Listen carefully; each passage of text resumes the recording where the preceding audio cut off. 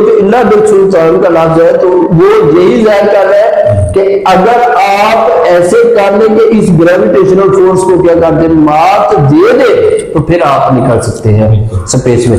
اچھا ایک اور پہلو ہے میرے ذہن میں مرشد، وہ بھی میں آپ سے شیئر کرنا چاہتا ہوں اسی آیات کے متعلق کہ زمین کو اگر آپ لے ہماری ناکامی ہماری پستی اور آسمان کو آپ لے ہماری کامیابی یا ہماری بلندی بنائیے. ٹھیک ہے، یہ دونوں چیزیں اگر لے لیں تو یہ دیکھیں انسان کے ذہن میں جو سب سے اہم چیز ہے وہ یہی ہے، یا ناکامی یا کامیابی، بے شک بے شک.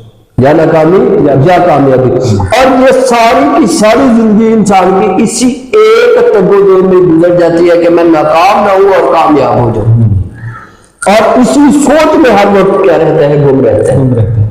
ٹھیک ہے، اللہ تبارک و تعالیٰ فرماتا ہے کہ آپ اس سوچ سے، اس ذہن سے، اس گمان سے، اس خیال سے نکل نہیں سکتے جب تک کہ میری طرف سے کوئی سلطان تمہارے اوپر مقرر نہ کیا دیا جائے. تو وہ اللہ کا کوئی بندہ ہوتا ہے وہ جو انسان کے ذہن میں یہ ڈال دیتا ہے، ذہن میں سے یہ جو ناکامی اور کامیابی کا کنسپٹ ہے، یہ جو ہماری تگودو ہے ختم کر دیتا ہے. تو اس سے کیا ہوتا ہے کہ ہماری رجوع اللہ کی طرف ہو جاتی ہے.